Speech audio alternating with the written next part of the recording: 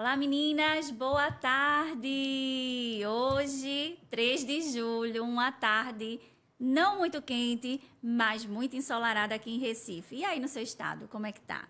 Então, hoje nós vamos ter aqui uma entrevista maravilhosa. Mas antes de falar com a nossa entrevistada, eu quero fazer aqui alguns agradecimentos, né? Primeiramente, ao Conteúdo Legal Cast, que cedeu esse espaço maravilhoso para que a gente pudesse fazer algo de qualidade para melhor te servir. Quero agradecer também a equipe do professor Renato Saraiva, um pessoal maravilhoso que me acolheu aqui nesse momento. E também a Carolzinha, que está aqui comigo hoje me ajudando, minha assistente. Seja muito bem-vinda, Carol. Obrigada. Dá boa tarde aí às meninas. Boa tarde, meninas. Mandem sua pergunta. Estou aqui para ler e ver se respondidas aqui, tá bom? Então, vai chamando mais uma, manda aí o aviãozinho, convida as meninas, porque hoje o conteúdo está maravilhoso. E a nossa entrevistada de hoje, essa querida Micheline Saraiva.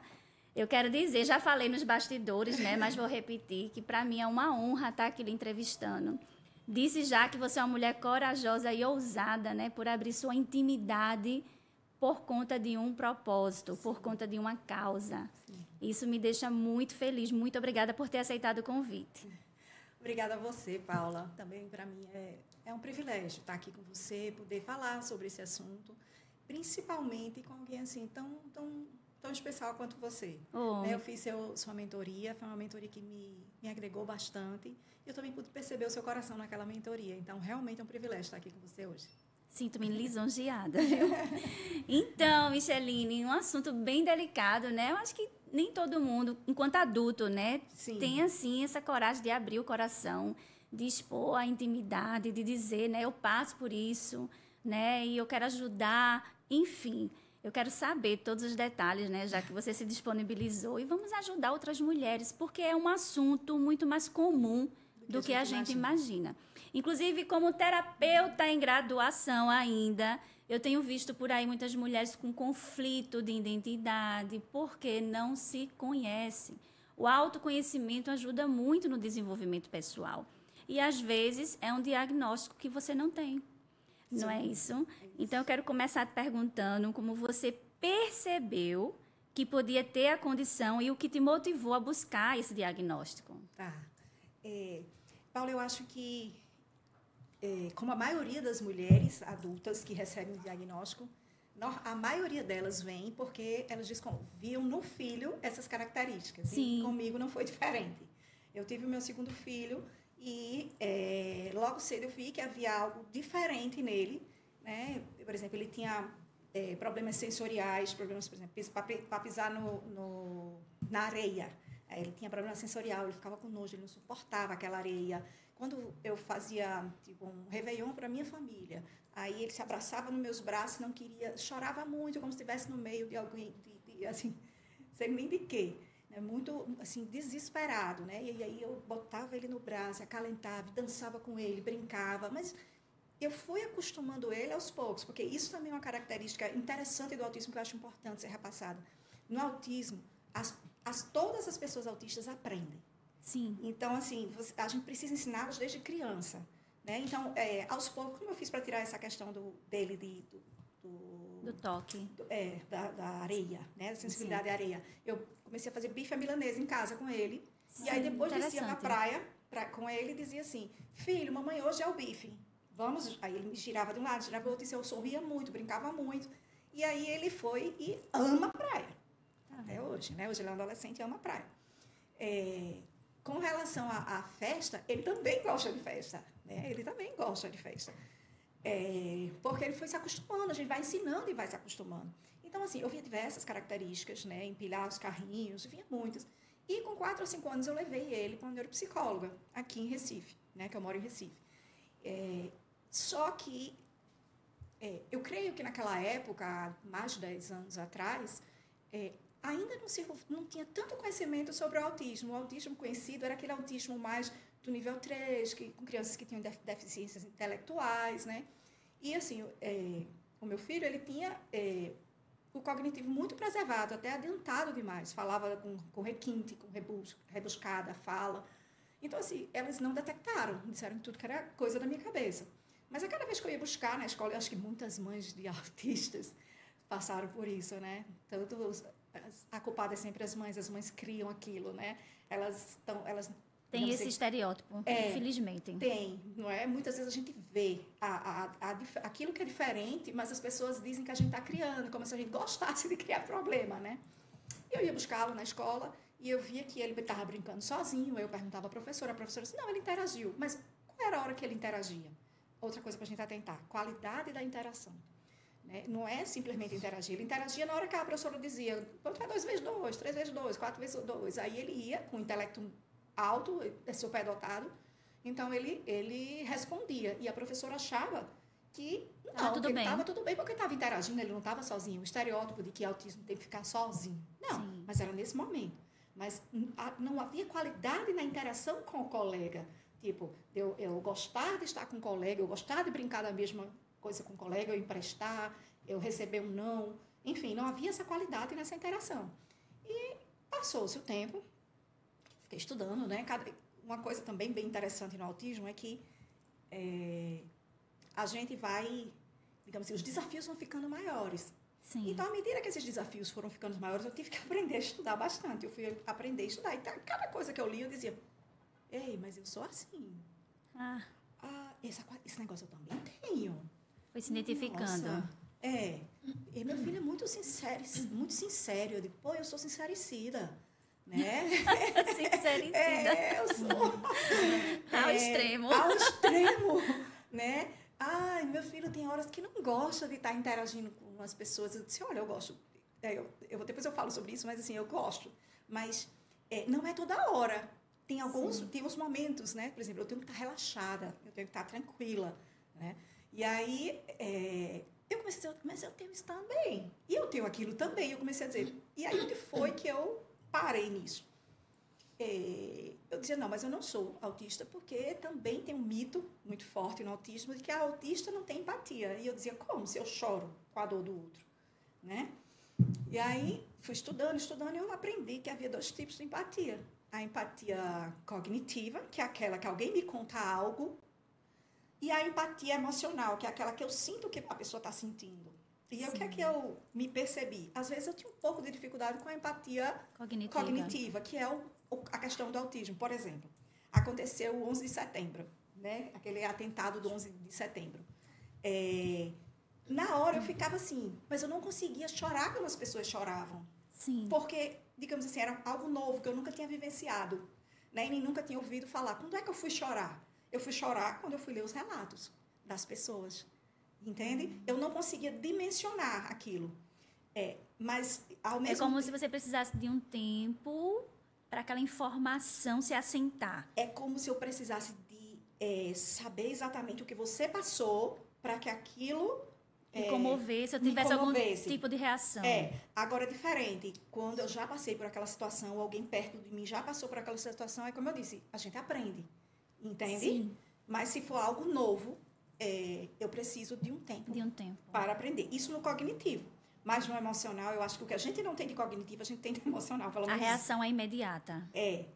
Assim, só colocando assim, que quando você conhece um autista, você conhece um autista. Você não conhece o autismo completo. Então, eu estou falando de mim. Sim, né, por isso o nome é espectro, né? Espectro. Porque tem várias características. Tem várias características, né? Então, assim, por exemplo, se eu estou aqui e eu vejo que você está triste, aquilo ali eu sinto imediatamente a sua tristeza. Isso também me faz que eu goste mais dos contatos presenciais. Eu tenho mais desafios com contatos virtuais, né? Eu prefiro o presencial porque eu consigo entender melhor as pessoas. Sim. Por exemplo, imagina que eu e meu marido, quando a gente às vezes discutia, meu marido com muita raiva. Você imagina que eu sentia a mesma raiva que ele estava sentindo? Imagina. E aí, quando eu não sabia que aquilo era autismo, ele ficava com raiva e eu ficava com raiva. Ele ficava com raiva. Né? Não sabia agir, né? Não sabia com aquele lidar, sentimento. né? Depois do diagnóstico... Aí você foi se percebendo, olhando o seu filho, vendo as características, se identificando. Isso. Quando foi que você decidiu ir atrás do diagnóstico? Eu decidi quando... eu já tinha certeza que meu filho era, eu já tinha certeza que eu era. e eu queria fazer algo pelo meu filho, porque enquanto você não tem um diagnóstico, você acha. E às vezes, muitas vezes... Você ainda não tinha o diagnóstico dele também? Também não. Era só percepção, era certeza, mas... certeza interna. Interna, né? sim. Assim, eu sempre baixei muitos artigos, li, estudei, mas não tinha alguém que dissesse, até porque ele teve aos 5 anos uma negação desse diagnóstico. Sim. Né? Então, quando ele chegou na fase da adolescência, eu entendi que ele precisava daquele diagnóstico para que ele pudesse superar, aprender a lidar melhor. Porque como eu disse a vocês desde no começo, os desafios vão aumentando. Quando a gente é criança, a gente não tem tantos desafios sociais, relacionais. Quando a gente chega na adolescência, começa. E na vida adulta, muito mais. Eu acho que você viveu um conflito muito forte aí, porque tinha um diagnóstico contrário. Isso. E você tinha certeza absoluta. Que ele tinha. Então, você se sentia à vontade para dividir isso com alguém? Marido, mãe, familiares, professores? Como é que essas pessoas reagiam? Olha... Imagino que foi um conflito muito forte. A mãe louca. Sim. Né? Eu sempre falei para o meu marido, sempre falei para meus filhos, né? Assim, para os outros filhos. Para ele mesmo, ele perguntava, eu dizia, meu filho, eu acredito que sim. Né? Eu sempre falei, por exemplo, eu levava ele no psicólogo, quando eu levei no psicólogo, eu falava, eles falavam assim, de forma alguma, ele tem fobia social, autismo não. Só que autismo vem com várias comorbidades, e fobia social pode ser uma delas, né? Enfim, quando ele entrou na adolescência, e também por mim, porque eu queria saber, eu fazia terapia desde os 15 anos, e uma característica que acontece muito com a mulher autista é que ela é diagnosticada como ou depressão ou ansiedade desde jovem. E eu fui diagnosticada aos 15 anos com depressão. Sim. Então, eu queria saber por que eu tinha determinados comportamentos que se repetiam, e eu já fazia terapia há quase 30 anos, e eu não conseguia resolvê-los. Né? Por exemplo, a questão emocional, a questão de controle emocional. Por que eu não... Tinha horas que eu não conseguia esse controle emocional, né? Tendo feito tanta terapia. E você se questiona, né? Eu me questionava. Por que eu sou diferente? Por que eu sou diferente? Eu não sou igual às pessoas. Eu até tento, mas eu não consigo. Eu não consigo. O senso de inadequação, o senso de não pertencimento à sociedade, que é como se eu tivesse nascido num lugar diferente, tipo assim, esse não é o meu lugar. E até então, nada que justificasse. Nada que justificasse, né? Então, quando eu disse, agora eu vou buscar. E aí, quando eu fui buscar, quando eu digo que o diagnóstico é libertador, já faz o quê? Vai fazer 3 anos. 3 anos. Vai fazer 3 anos, faz 2 anos e meio, vai fazer 3 anos. Então, quando eu fui buscar, foi para mim realmente libertador, porque eu comecei a entender. Eu comecei a entender como que eu funcionava assim e por que eu funcionava assim. Exemplo, eu tenho uma capacidade de interação limitada. Tenho capacidade de interação limitada. Por exemplo, se eu hoje vou conhecer gente nova, tá? Eu não posso passar a semana inteira conhecendo gente nova. Porque isso vai me deixar tão cansada, tão cansada. O desgaste emocional, e né? físico. A ponto de eu dormir e ninguém conseguir me acordar. Sim, né? Dormir um sono profundo. Que é o que a gente chama, mais... é o que a gente chama de ressaca social. Sim. Né? Então, não é que eu não gosto, eu gosto. Eu adoro conhecer gente nova, principalmente mentes novas, pensamentos novos, eu amo. Mas, para mim, tem que ser dosado. Né? E eu não sabia disso. Então, às vezes... Mas é tão bom o autoconhecimento, né? O autoconhecimento, meu Deus, é assim... É libertador. É libertador, é o começo de uma vida tranquila, né? De uma vida equilibrada. Traz paz. Traz paz, né? Então, o que é que eu faço? Hoje, eu doso isso. Se eu estou com pessoas novas hoje, aí amanhã eu já tento ficar mais recolhidinha, tipo assim, trabalhando naquelas coisas que eu posso trabalhar sozinha, né? Então, assim, e aí o que é que acontece? Eu não fico mais tão cansada, eu não fico, por exemplo, com um sistema nervoso assim mais irritável, né? Você vai dançando conforme a sua música. Exatamente. Mas e aí, quando você foi procurar o diagnóstico, o que foi que você encontrou? Porque até então, para o seu filho, você tinha um diagnóstico contrário. Mudou? Isso. Mudou. Eu fui buscar em São Paulo, Sim. Né, com uma profissional especialista em autismo e TDAH e também especialista em mulheres, que é outra coisa. O autismo feminino é diferente do masculino, né? Que bacana. O autismo da mulher ele é muito mais camuflado. Por a gente ter muitos neurônios espelhos, o que são neurônios espelhos? A gente tem capacidade de imitação. Então, se eu vejo a amiga agindo de determinada forma, eu entendo que aquilo é socialmente aceitável e eu passo a agir daquela forma. Já o menino, ele não tem tanto. E como ele não tem tanto, fica mais visível. Mais transparente. Mais transparente. Por isso que se chama de meu mundo azul, o mundo azul do autismo, né? Mas, assim, hoje já se questiona sobre isso. Hoje já se questiona se realmente o mundo é azul do autismo ou se... Mudou, não foi, Carol, o emblema do autismo ou é o mesmo? É o mesmo. É o mesmo, porque é colorido, né? É colorido. É como se fosse um Quebra-cabeça. Mas eu me quebra-cabeça. recordo Isso. que antigamente se falava mais em meu mundo azul. Ainda Isso. hoje usa essa expressão, né? Se usa, mas hoje é muito questionado no meio. Sim. Né? Porque é justamente por isso. Porque hoje já não se sabe se é porque é subdimensionado o diagnóstico feminino. Sim. Né? Porque a menina normalmente... Você procura diagnóstico para quem tem problema. Sim. Para quem dá problema, aliás. Para quem dá problema. O menino, ele normalmente dá mais problema, assim, aparenta mais. A menina não. Ela é muito introvertida, tímida, no cantinho dela, ela não dá trabalho a ninguém. É tudo para dentro. Por isso que ela desenvolve depressão e ansiedade.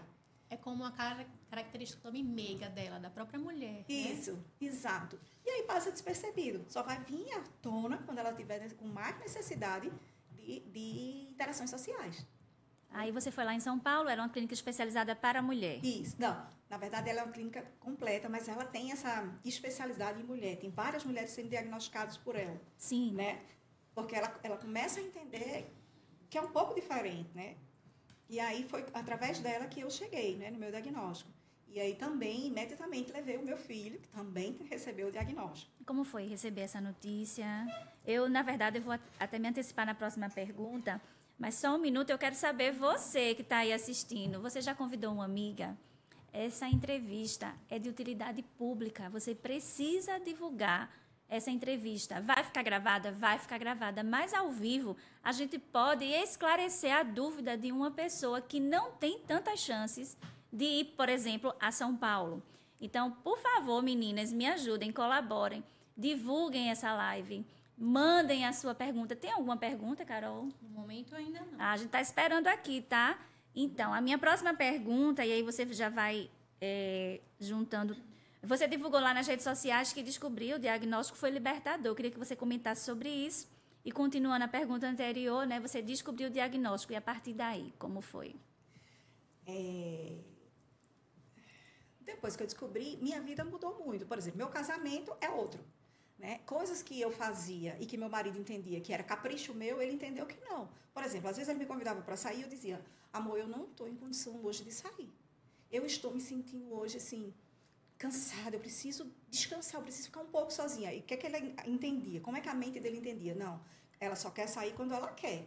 Quando ela não quer, ela inventa essa desculpa. Entendo. Né? E aí, isso trazia problemas para o meu casamento. Então, assim, começou com isso. Meu marido, assim, me aceitou maravilhosamente meu diagnóstico. Né? Ele ficou super feliz, porque ele disse, bom, agora eu entendo determinados comportamentos. E também a questão... É esclarecedor, É né? esclarecedor. Por isso você falou, né? Foi libertador. Isso. Porque agora eu tenho algo que justifique esse determinado comportamento. Isso. E também eu posso ressignificar algumas coisas, né? Exatamente. E aí, por exemplo, a outra questão é que, às vezes, por eu ter essa questão das altas habilidades, eu conseguia enxergar coisas que ele não enxergava. E, às vezes, quando eu falava, ele achava que eu estava implicando, e depois aquela coisa se concretizava. Né? E aí, depois que ele soube, ele, pô, amor, agora eu vou te ouvir mais. Né? Agora eu vou prestar mais atenção no que você está me dizendo. Talvez é porque eu não esteja vendo. Né? Então, assim, para a gente foi muito bom. Né? E aí, assim, nesse contexto, dentro da minha família, eu já comecei a trazer o autismo. Eu falei com meus filhos, né? Me senti super à vontade para falar com meus filhos. Falei com eles, também receberam de boa. E aí, o meu filho, quando eu fiz o meu filho, no meio, ele ia fazer o diagnóstico e realmente confirmou também, né? O mesmo diagnóstico. E aí ele veio, teve um momento de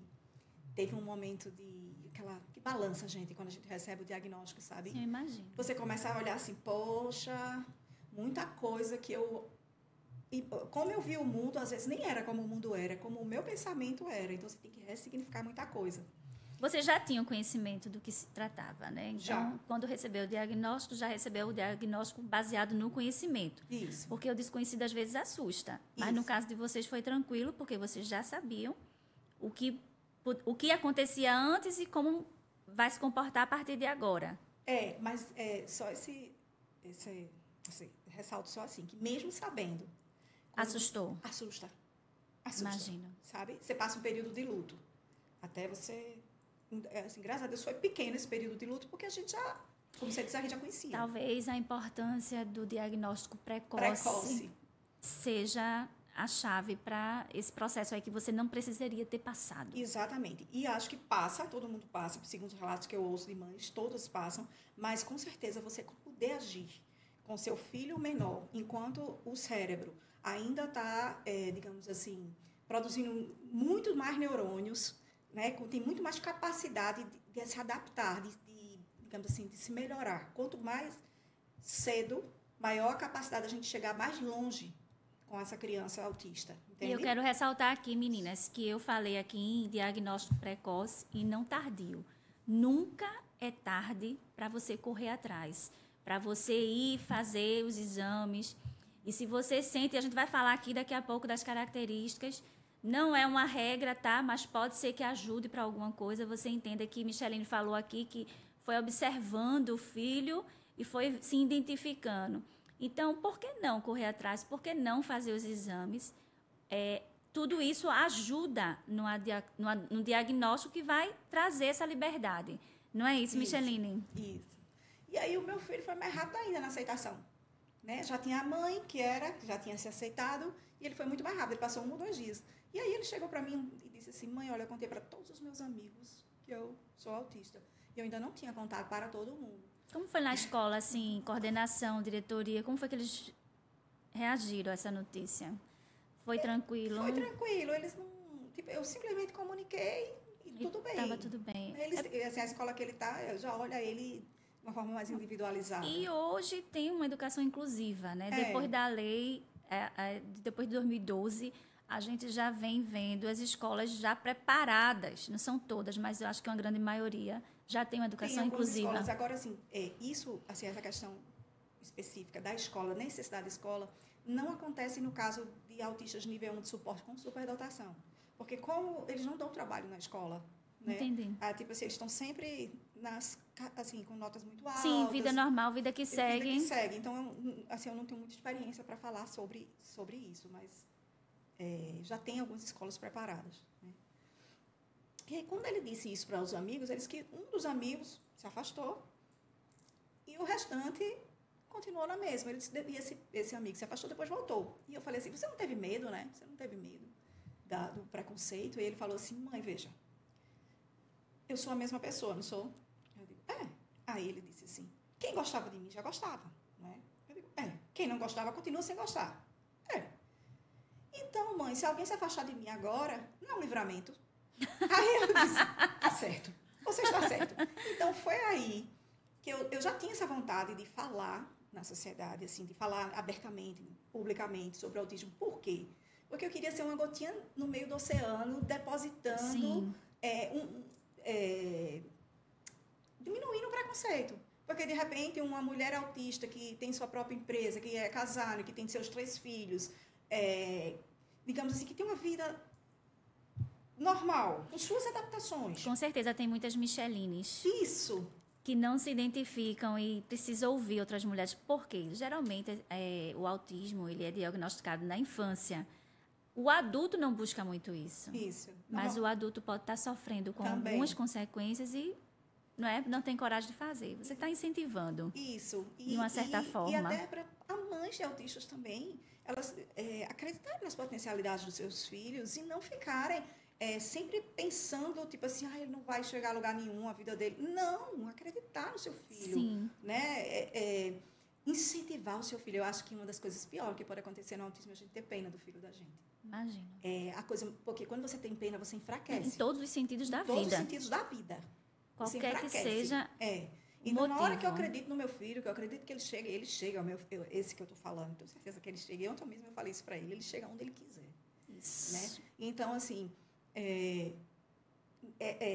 foi para despertar isso também. Por exemplo, a gente teve aqui no SES, eu sou sócia fundadora do SES, a gente teve no SES uma professora, que depois eu soube que ela era autista, ela tinha sido autista nível 3 na infância, e ela era, hoje, autista nível 1 de suporte.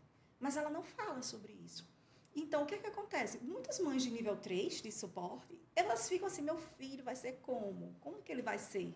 Né? Então, assim, você ter alguém para você Espelhar. se espelhar, para você acreditar, pode te dar aquele incentivo, Ajuda né, muito. para você confiar mais e acreditar no seu filho. Assim, só fazendo uma ressalva que aqui eu não estou falando de deficiência intelectual, né? Porque aí eu não tenho esse know-how para falar. Né? Você sofreu algum tipo de preconceito? Você, porque o seu filho falou que teve um coleguinha que se afastou, mas para ele estava tudo bem resolvido. Isso. E depois até o coleguinha voltou, veio para perto. E você? Eu tive uma fala muito preconceituosa de uma grande amiga minha. Oh, meu Deus. Né? Ela chegou para mim porque, assim, ela já vinha conversando comigo sobre o filho dela, né? E eu tinha visto algumas características no filho dela, pelo menos de TDAH. E aí a gente já vinha conversando sobre isso. E no dia que eu falei, né, sobre o meu diagnóstico de autismo, ela falou assim, eu aceito o autismo em você, no meu filho não. Né? Mas foi uma autodefesa. Eu acredito que nem foi uma agressão, mas foi uma fala preconceituosa. Uma fala preconceituosa. Mas assim, eu a amo, a gente se entende super bem. E assim, mais ainda, eu já tinha dito a ela para ir buscar ajuda, porque eu tinha certeza que ela era pelo menos TDAH. Né? E aí ela foi buscar ajuda e saiu o diagnóstico dela TDAH. E o seu diagnóstico veio junto também, autismo, TDAH, ou você foi buscar a parte?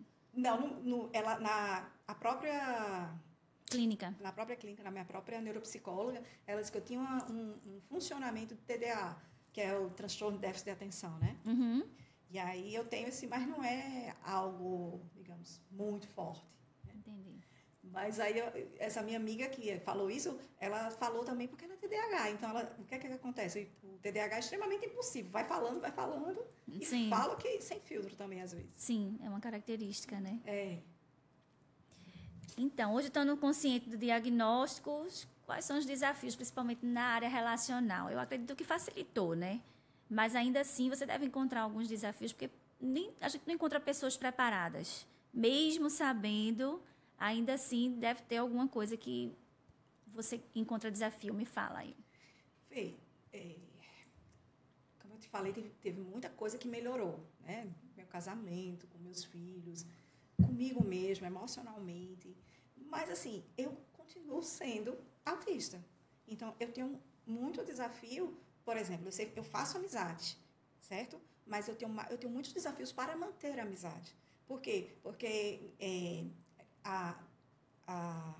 o autismo feminino também tem essa característica. Faz amizade, pode até fazer amizade, mas tem dificuldade em manter. Por quê? Porque eu não consigo ter a proximidade. Aquela interação que os neurotípicos precisam. De tá ligando hoje, tá ligando amanhã, tá ligando a semana que vem, tá, né, saindo junto hoje, saindo amanhã.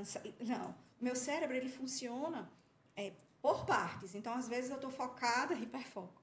Às vezes, eu estou focada no trabalho, ou às vezes, eu estou com algum problema de saúde de um filho.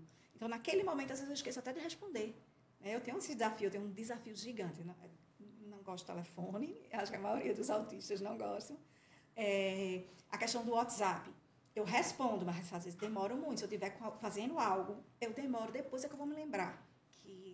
Que às vezes eu leio e vou já responder quando eu estiver com mais calma. Esqueço. Né? E isso faz com que as pessoas comecem aquela história, né? Não dá valor, né? E aí se afasta. Então, eu tenho esse desafio realmente de manter a amizade. Né? No trabalho, desafio de fazer networking. Sim. Porque a gente sabe que hoje em dia, para você cada vez ir mais longe no seu trabalho, você precisa, networking é fundamental. Então, assim... Falar em público também, né? Deve ser uma dificuldade, hein? Falar em público, eu não tenho esse problema. Eu já fui treinada, como eu disse. Assim, talvez aqui pela empresa, eu sempre preciso falar para muita gente, né? Então, para mim é tranquilo falar em público. Olha aí. Mas, assim, o individual ainda, tipo assim, para chegar na pessoa, ainda é um desafio. Ainda é um desafio, sabe? E não são todas as pessoas que entendem, que, digamos assim, que estão prontas para isso, né? Para aceitar, digamos assim, uma pessoa que funcione diferente do convencional, né? Sim. Eu acho que esses aí são... Assim, né? Considerando o padrão da sociedade, também deve ser um desafio para as pessoas que convivem com você. Isso. Por que ela é assim? Isso. Então, o diagnóstico também é libertador para quem lhe conhece. Isso. Né? Não, eu já sei que ela não está me respondendo, não é porque ela não quer me responder, não tem nada que ela tenha contra mim, então eu vou dar um tempo, depois eu vou mandar uma nova mensagem, e aí vai tornando mais fácil, né? A comunicação. Paula, se eu posso te falar de verdade, assim, o que acontece comigo, eu tenho até pessoas queridas que são psicólogas, neuropsicólogas, mas não tem esse olhar. Meu Deus. Não tem. Interessante que eu mandei uma mensagem para você e depois de um tempo eu disse, estou mandando novamente para subir a mensagem. Foi. Aí você me respondeu. Aí pronto, porque como eu não estava mais no... Eu estava focada no meu filho que tem adoecido. Como ele já estava bem, mas já isso tinha viajado, acontece comigo. Às vezes você abre, não pode responder naquele momento e por conta de outras mensagens, essa mensagem vai ficando lá para trás. Isso. E as pessoas não têm sensibilidade de repente, a pessoa está ocupada, não viu e esqueceu. Pode acontecer, né? Mas isso aí é a famosa empatia. Não é para todo mundo. Isso. Infelizmente. Pois é, como eu estou te falando, até pessoas que têm um conhecimento forte acerca disso, eu não vejo na prática isso comigo. Sim. Sabe? Acontece. Carol, tem alguma pergunta, Carol? Carol veio aqui participar. Deixe sua mensagem que eu quero ouvir. Carol, lê pra gente aqui a sua pergunta, que eu trouxe Carol só para isso. Meninas, divulguem essa live, é importante. Fala, Carol. Eu tenho uma pergunta para você. Você faz terapia? Faço terapia ABA. Faz só ABA? Hoje eu faço só ABA. Mas depois do diagnóstico? Depois do começou diagnóstico. Outra, além do ABA, já fez? Eu fiz antes do diagnóstico, eu fiz por muito tempo. Como é que se chama? Ai, fugiu agora o nome. Quais são os tipos de terapia, você Lembra lembra? aí? Fonoaudióloga? Não. Integração sensorial? O tipo mesmo de terapia mesmo. Eu fazia psicoterapia, mas era... Integrativa. Também não. Agora TCC? Terapia fazia também comportamental? TCC. Fazia também Antes TCC. do diagnóstico? Tu faz algum tratamento hoje fora a terapia? Sim. Integrativo? Faço. Integrativa. Pronto. Sobre os tratamentos que eu faço, né? O que é que eu faço? Eu faço assim, no nível natural, físico, eu faço toda aquela questão, né? Eu acabei estudando sobre a nutrição, fui estudar. Eu sou empresária, né? E aí, por um tempo, aqui a gente preparava para concurso público, né? Então, eu fiz concurso público, eu fui oficial de Justiça do Trabalho. Aí, depois disso, eu fui... quando meu filho nasceu, que nasceu com problemas de alergia alimentares, e tinha esse meu filho, que eu já achava diferente, eu fui ver onde eu podia encontrar recursos diferentes para ele, que não fosse somente aquele negócio de dar remédio, né? Então, até hoje, nem eu, nem meu filho, assim, não usa remédio, né? Com relação à alergia do filho, né? Para melhorar a qualidade de vida dele. Sim. Não só depender de medicação. Sim, e também a questão do autismo. Né? Porque, assim, tem muita essa questão da medicação, né? Risperidona, né? Várias coisas. Isso. Então, assim, eu não queria fazer isso. Eu queria encontrar formas naturais. Aí eu fui estudar nutrição. E aí foi uma grande sacada, assim, lá em casa. A gente passou por um nutricionista muito experiente que, não nem falando sobre autismo, né? O meu filho nasceu com alergia à proteína do leite. O outro o mais velho tinha problema com o glúten. E aí eu disse assim, olha, para vocês não serem diferentes aqui em casa, eu vou tirar os dois. Quando eu tirei os dois, aí, por exemplo, esse meu filho do meio, que tinha a questão de irritabilidade, né, do autismo. Melhorar a qualidade de vida. Às vezes ficava com raiva, jogava as coisas. Acabou tudo isso, acabou toda a irritação. Né? E aí eu comecei a dizer, bom, tem alguma coisa na alimentação, tem alguma coisa diferente na alimentação. E aí eu fui estudar nutrição, me especializei em TEA, né, em autismo e TDAH. E então, assim, para a área natural, assim, física, o que é que eu faço? Dieta isenta de leite e glúten, né? Eu faço suplementação, porque muitas vezes a gente tem, eu mesma tenho, e os meus filhos também têm, dificuldade, baixo zinco, baixo cobre, baixo selênio, os minerais que fazem parte do sistema antioxidante do corpo, né? Então, assim, a gente faz suplementação. Eu me trato, vou a Salvador com o doutor Bonanza. Faz ozônio, né? Neuromodulação? Faço neuromodulação REAC, faço neurofeedback também. Então, na parte física eu faço isso. Na parte mental eu faço tratamento com terapia ABA. E na parte espiritual eu faço declarações de que em Jesus eu tudo posso.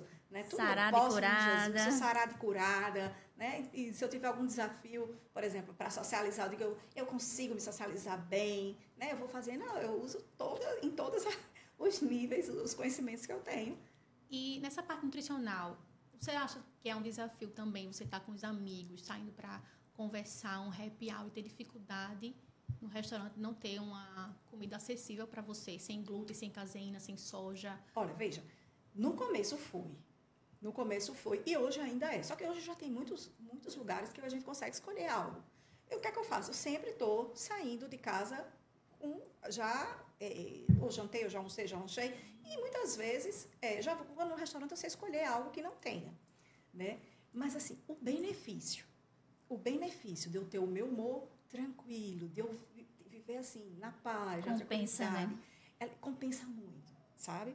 E, assim, meus filhos já foram acostumados com isso. Por exemplo, o meu filho, que é alérgico, e nem ele não tem TEA, nem tem TDAH. Entendi. Mas ele já sabe, ele tem problema com leite.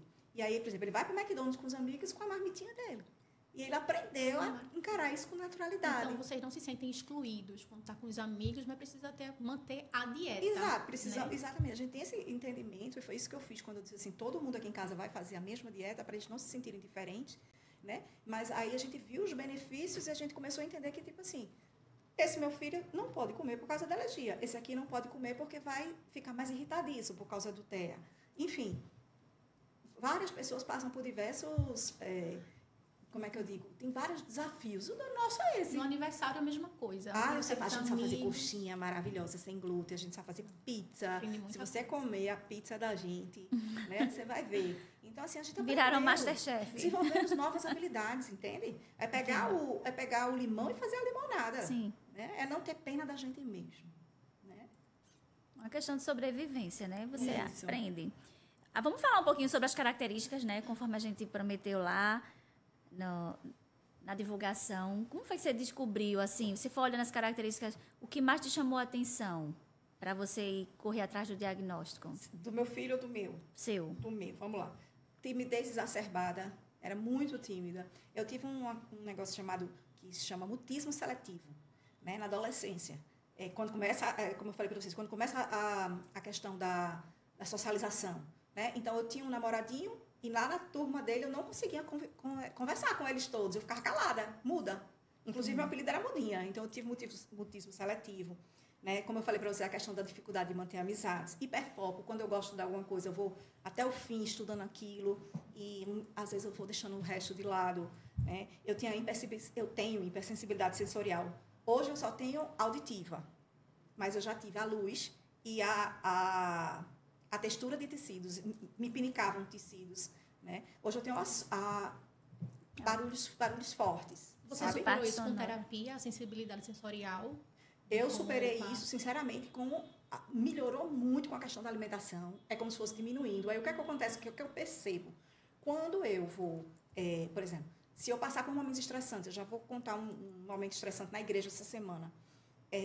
Aí eu noto que eu fico, digamos assim, ouvindo ainda mais alto as coisas, sabe? Mas se não passar por esses momentos estressantes, hoje isso aqui eu tiro de letra, sabe? É super tranquilo para mim. Mas foi com a questão da alimentação e desses tratamentos que eu faço, que trato também essa neuromodulação REAC, que trata o sistema nervoso, sabe? Então, você falou sobre se renovar um pouco depois de um cansaço, né, de interação. Isso. Mas, além de descanso, o que mais te acalma? O verde, a natureza. Né? Tem gente que o meu filho ama mar. Eu amo natureza verde, botar os pés no verde, ver o verde. Eu necessito de natureza. Natureza, de preferência, é um parque, né? Parque. Com gramas e árvores. Eu corro em parques por isso.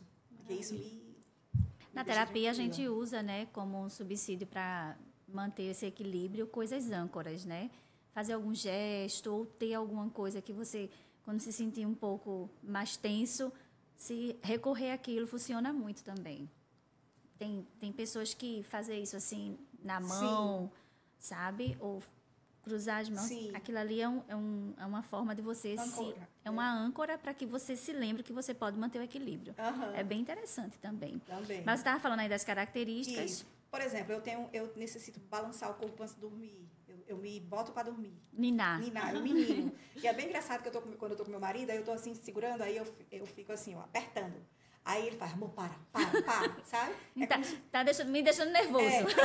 Tem gente que tem flap, né? Muitos dos autistas têm flap, que é isso aqui. Principalmente quando ainda crianças. Ainda crianças, quando estão com alegrias. No meu caso, não é esse. E eu tinha uma mania na adolescência de ficar fazendo isso. eu tenho até hoje, por exemplo, eu estou na igreja, eu estou aqui com vocês, às vezes eu estou fazendo isso, ó.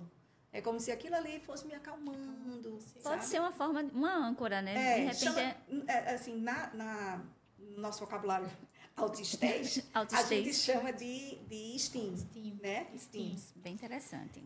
Então, eu tinha muita dificuldade de regular emoções e humor em alguns momentos, né? E eu não entendia por quê. Eu não entendia por quê. Coisas simples, às vezes, me deixavam estressadas, mas era porque do antes. Antes, eu já tinha chegado no meu limite. Sim. Né? Então, hoje eu entendi que eu preciso controlar esse limite, né? E aí, hoje, quando eu percebo que eu faço algo que já vai me deixar um pouco cansada, eu já, no outro dia, recuo e relaxo. E o que mais que eu tinha, né? Sincericídio, como eu falei. Falta de filtro social. Às vezes, eu... ainda falo, tá? Às vezes, eu tento me controlar para não falar algo que, digamos assim, que as pessoas não estão preparadas para ouvir. Mas sai. A super sinceridade. E em alguns momentos eu sei que está errado e acaba saindo. E outros momentos eu acho que estou falando a coisa mais simples do mundo e as pessoas se ofendem. Né? Então, assim, já perdi amizades por causa disso. Né? E deve ser muito constrangedor você ter que estar se justificando o tempo todo. Eu fiz isso, mas não era o que eu queria fazer. Isso. Né? Embora que isso também é um padrão social. Às vezes, você se exalta com alguém, ou às vezes você fala algo que você não queria falar e sabe que ofendeu a pessoa. E, às vezes, você fala achando que não vai ofender. Isso. Mas ofende, porque a comunicação não é o que você fala, é como a pessoa recebe. Exato. E aí, é social você chegar e dizer assim, olha, não foi bem assim. Me desculpa, mas fazer isso o tempo todo deve ser realmente desgastante. Eu lembrei aqui de uma situação. Mas foi assim, foi o inverso, né? A gente estava fazendo uma festa e ia receber algumas pessoas, encomendei umas flores, as flores vieram erradas e vieram na cor roxa, não sei o quê. Parecia que era um velório. Um velório. Pro cara, imagina que eu, sem papo na língua, já fui dizendo, meu Deus, você vai matar quem? Isso é um noivado, menino, não é morte, não. Então, já sai, né? Já sai. E aí, uma pessoa muito querida chegou para mim, ao contrário, foi dizendo assim para mim, mas está tão lindo, não sei o quê, não sei o quê. E eu, mas por que essa pessoa está dizendo para mim que está lindo, sendo que a gente sabe que está feio, está com cara de velório? Então, assim, é bem neurotípico, às vezes, as pessoas quererem agradar, mesmo quando não é verdade aquilo que está falando. E no autismo, a gente não entende muito bem isso, né? A gente acaba... Por que a pessoa não foi sincera, né? Entendi, Micheline. Você disse que foi diagnosticada com depressão aos 15 anos. Eu queria fazer uma pergunta sobre isso e saber se você ainda trata a depressão e você faz atividade física e isso se faz, ajuda você? Muito. Eu acho que ajuda todas as pessoas, né? Neurotípicos e autistas. Mas eu acho que autista tem que fazer. Ajuda demais. Faço. Hoje eu não trato depressão, hoje eu trato ansiedade. Né? Porque o autismo, a gente, assim, não vem sozinho, ele vem com comorbidades. Então, a gente tem... eu tenho hoje ansiedade. Uma das comorbidades minhas é a ansiedade. Não é sempre, tá? Por exemplo, agora mesmo está bem controlado. Mas, em algumas circunstâncias, ela vai vir à tona. Além da suplementação e alimentação, você toma medicação para ansiedade? Para ansiedade, sim. Para ansiedade, eu tomo. Da medicação. Agora, a medicação é naquele nível do mais baixo possível. Mas por causa de todos os outros tratamentos que eu faço, né? Aí nunca precisou subir. Entendo. Agora, você falou que teve aí uma experiência na igreja, vocês vão falar sobre isso, que deixou um pouco você, acho que foi auditiva. Me conta aí, junto a isso, eu quero te fazer uma pergunta. Você acha que a igreja está preparada para receber pessoas autistas? No nosso contexto de hoje? Não. Eu acho que a falta de conhecimento ainda sobre o autismo ainda é muito grande. Né? E no meio eclesiástico, eu acho que é ainda maior. Né? Então, assim, por exemplo... essa semana eu fui ao culto, domingo, e a nossa igreja é uma igreja pentecostal, então tem muitos glórias e muitos aleluia, né? Verdade. E de forma alguma isso não me incomoda, né? O glória nem o aleluia, mas me incomoda o grito, né? O grito, sim, o grito me incomoda. E eu estava servindo na igreja e eu tive que ter um lugar específico para a pessoa que serve sentar, né, enquanto está servindo. Eu estava nesse lugar. Eu não tinha como sair de lá. E uma pessoa que é um senhor maravilhoso, um lorde, né? Inclusive, quando eu fui embora, ele me desejou uma boa semana, um lorde. Mas tem o hábito de gritar. E ficou sentado atrás de mim. Quando ele começou a gritar, aleluia, glória, mas era tão alto.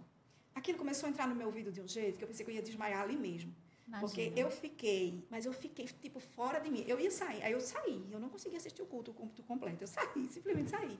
E um irmão lá fora chegou para mim e fez, o que está acontecendo com a senhora? O que é que está vendo? A senhora não está bem. Ele me conhece já, né? A senhora não está bem. Eu, calma, eu estou aqui. Porque a minha visão rodava, imagina, que era tão alto, que aquilo me desequilibrou emocionalmente. E mais, eu não conseguia assistir o culto. E assim, você pode pensar, só foi isso que você perdeu. Não. O meu sistema nervoso ficou ativado, certo? O meu sistema nervoso simpático ficou ativado. Então, quando eu cheguei em casa, que meu marido começou a conversar comigo, eu começava a ouvir ele gritando. E aí aquilo estava me irritando. Eu comecei a ficar com irritabilidade. Então, assim,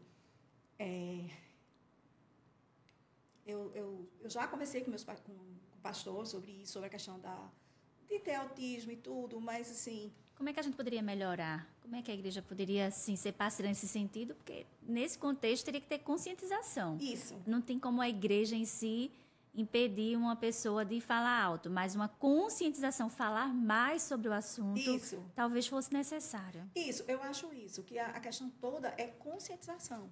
Porque, assim, veja, como eu estou dizendo, eu sou pentecostal e eu sou neopentecostal e sou de verdade. Eu também dou glória a Deus alto, eu também falo alto, né? Mas uma coisa é falar alto, outra é achar que Deus só ouve você se gritar. É diferente. Então, assim, eu acho que se as pessoas tiverem consciência do quanto isso pode incomodar, isso não se incomoda no autismo, não. Eu tenho o meu filho mais velho, ele foi diagnosticado com TDAH. E ele, uma das coisas que ele deixou de ir à igreja, foi porque ele não suportava os gritos. Aquilo doía tanto nele. Eu me lembro dele, a última vez que eu fui com ele à igreja, ele estava com a namorada, ele apertava tanto a mão da namorada, assim, como para se segurar, para não aguentar aquilo, entendeu? Então, é algo que realmente faz a gente sofrer, entende? Essa questão sonora tem muita sensibilidade, né? Isso. E tem no TDAH, tem no autismo e tem em outras coisas, né? Tem gente que isso chama misofonia, né? Então, tem muitas pessoas que têm essa condição. Né? Então, será que se a gente falar mais sobre isso, será que assim, não iria incluir, assim, ajudar nessa inclusão, né? Eu gosto muito dessa premissa, né, do direito, que diz que o seu direito começa quando o do outro termina. Ou melhor, o seu termina quando o do outro começa. E vocês ter, né, essa empatia, né? Tudo bem se ele não lhe conhecesse, mas lhe conhecendo é algo que foi público, de repente dizer, olha, então quando estiver perto dela, de repente eu vou respeitar, ainda que seja o meu jeito. Isso. Mas eu acho que deveria ter esses combinados, né? É uma questão social, né? Isso. Mas precisa se falar. É um trabalho mais de conscientização do que propriamente de regra. Exatamente. Eu faço seminário, né? Rema. E aí eu tinha uma professora maravilhosa. Foram uma das minhas melhores professoras.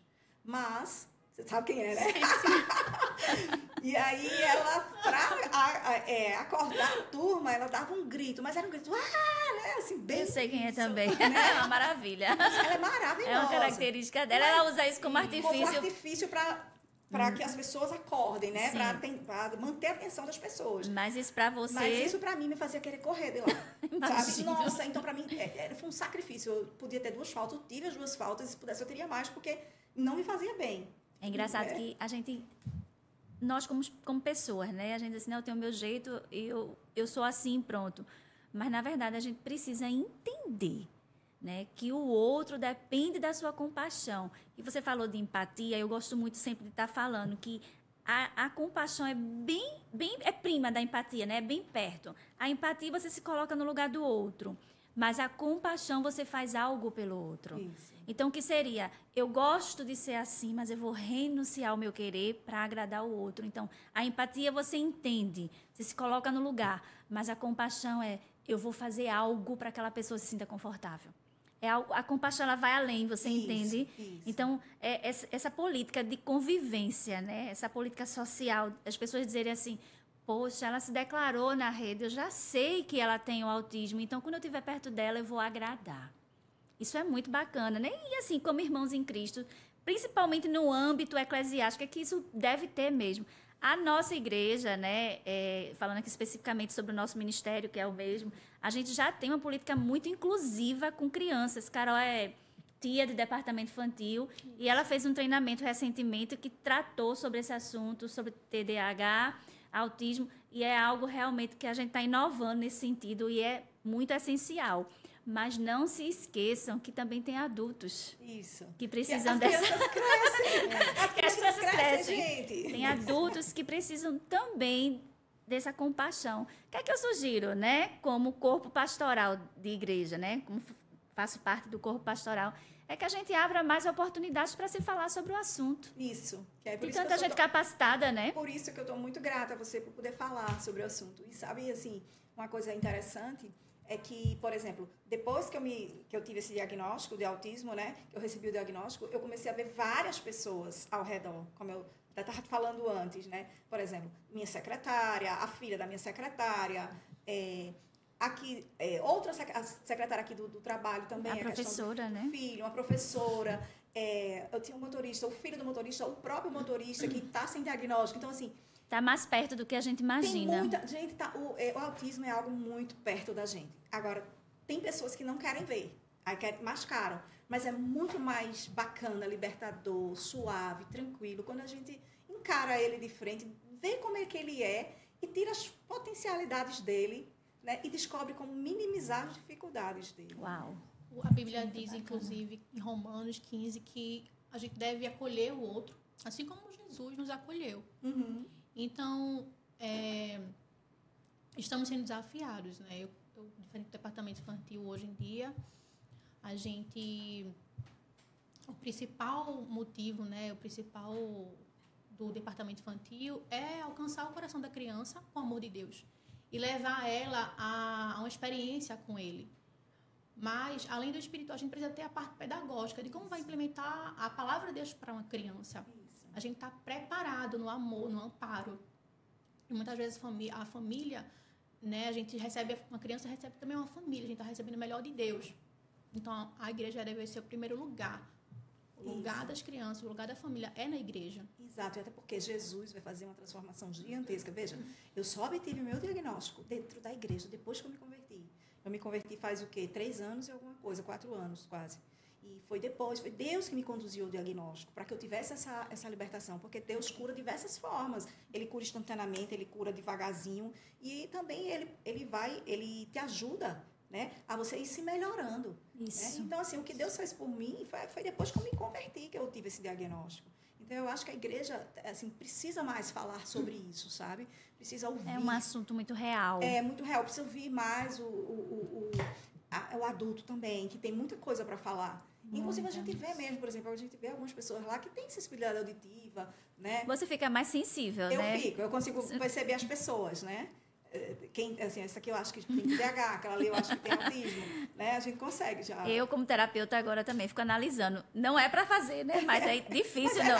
É natural, né? É natural, é como se aquele conhecimento estivesse dentro de você não quer nem fazer, mas está fazendo. Isso, né? É natural. Mas... Atualmente, o ambiente igreja é essa sensibilidade sensorial, né? Você usa abafador de ruído. Não necessita dele. Eu não uso isso em lugar nenhum. Eu espero não precisar nunca usar isso na igreja, entendeu? Na verdade, porque eu gosto de ouvir, eu gosto de cantar alto, eu gosto de dançar para Deus. Então, assim, não vejo necessidade disso, sabe? Na verdade, só o exagero que incomoda, e eu acho que incomoda a todos, né? Exatamente. E outra coisa, você se sentir bem onde você está sem precisar de nenhum artifício. Isso aí é o que é o bacana, né? De você estar lá, congregar. Nós somos uma família em Cristo. Então, eu acho que agrega, né? Todos nós sabemos, se alguém tem limitação, vamos ajudar aquela pessoa. Isso para tudo, né? Lá na igreja que a gente congrega, que é do mesmo ministério, nós temos uma deficiente física, que é cadeirante, né?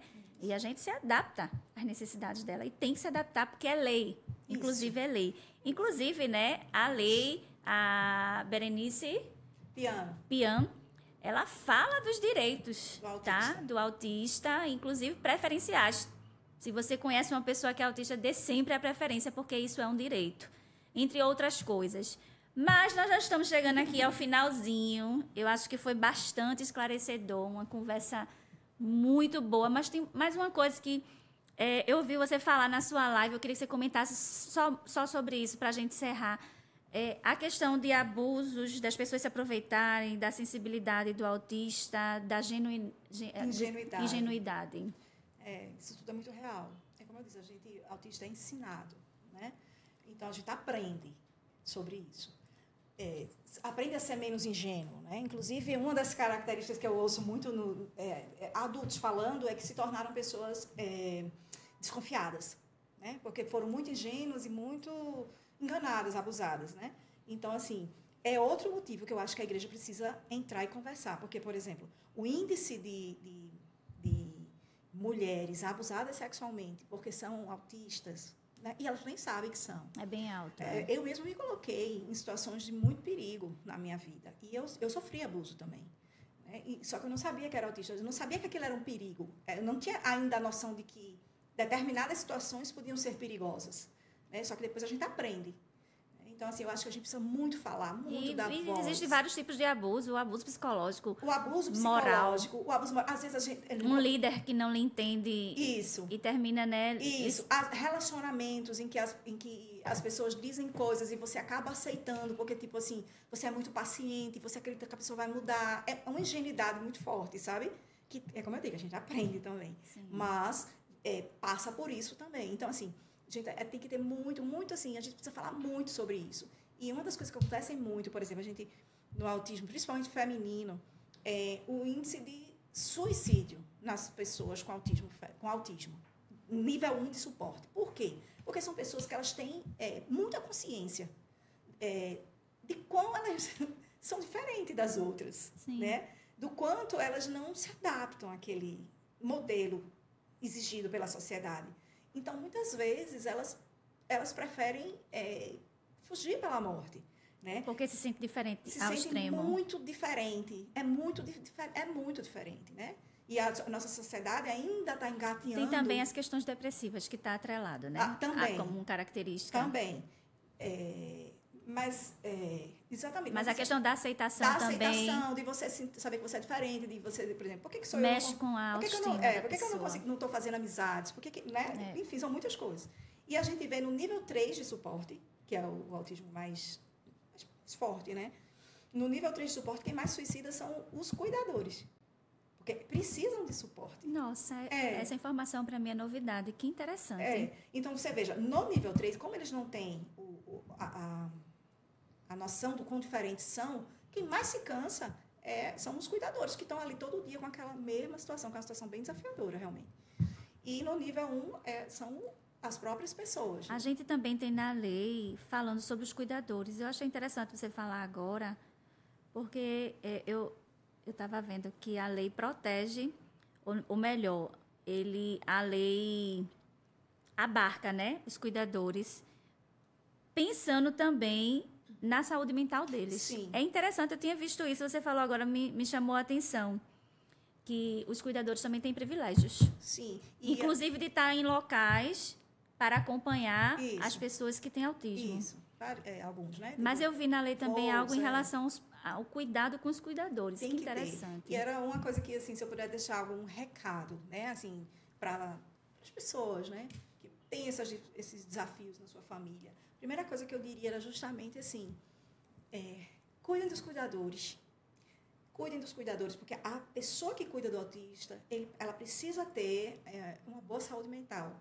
Porque, assim, vamos falar de criança, porque a gente vai falar da criança que ela vai crescer, né? Então, aquela criança que precisa ser ajudada, o pai e a mãe precisam acreditar nela, precisa confiar nela, acreditar que ela vai além, né? Que ela é capaz de dar mais. Né? Mas, para isso, essa mãe precisa estar cuidada. Ela não pode estar no esgotamento dela, no esgotamento físico e mental e emocional dela. Né? Então, assim, se eu pudesse deixar um recado, seria esse. Pai, mãe, confia no teu filho, acredita que ele vai mais além. Ele pode muitas coisas, ele pode chegar a lugares inimagináveis. Né? E não permite que um rótulo seja algo limitador. O diagnóstico é algo impulsionador. É para a gente chegar além, para a gente ultrapassar ele. Né? E vamos cuidar dos cuidadores. Porque esses cuidadores estando bem, essas crianças estão bem, vão ser adultos felizes e adultos equilibrados emocionalmente.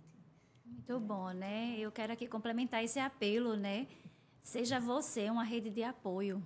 para um cuidador. Porque muitas vezes a gente, por conta desse esgotamento, né?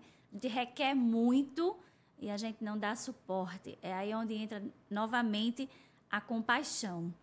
Micheline, já chegamos aqui ao finalzinho. Eu quero, de coração, mais uma vez, te agradecer por ter aceitado o convite e por ter me dado essa oportunidade de falar sobre esse assunto. Era algo que não fazia parte da minha pauta. Eu vou ser bem honesta, mas como mentora de mulheres, eu vi o quão relevante é esse assunto. Você falando aí do índice de suicídio, chega a me dar um frio, porque a quantidade de mulheres que me procura dizendo que tem vontade de tirar a vida, e de repente agora eu vou ter um novo olhar. Isso, muito importante. Um novo olhar, né? Porque a gente procura entender o que é que está acontecendo, mas às vezes a resposta está apenas num diagnóstico. Muitas nem sabem. Exatamente. Realmente me veio aqui um alerta. Você acendeu uma luz dentro de mim enquanto mentora de mulheres, terapeuta em formação. Eu vou ter um olhar diferenciado a partir dessa entrevista. Eu quero te agradecer. Você é uma pessoa extremamente acessível. Essa é a palavra. Muito obrigada, viu? Obrigada a você, mais uma vez, pela oportunidade, por esse bate-papo. Obrigada também, minha querida. Por esse bate-papo tão à vontade, né? Mas que a gente consiga chegar a esse tema para as pessoas, para a gente ver mudança. Sim. E a gente ver um mundo melhor para os nossos autistas. Conte comigo. No Mulheres Habilidosas você vai ter sempre abertura. Obrigada. Carol, obrigada. Muito boa a colaboração. Gente, muito obrigada por ter ficado até o final. Essa live vai ficar gravada. Acessa, manda, depois que estiver lá gravada, para uma pessoa que você conhece, uma mulher forte e corajosa, talvez precise estar escutando isso hoje. Um beijo. Muito obrigada, meninas. Até a próxima. Até.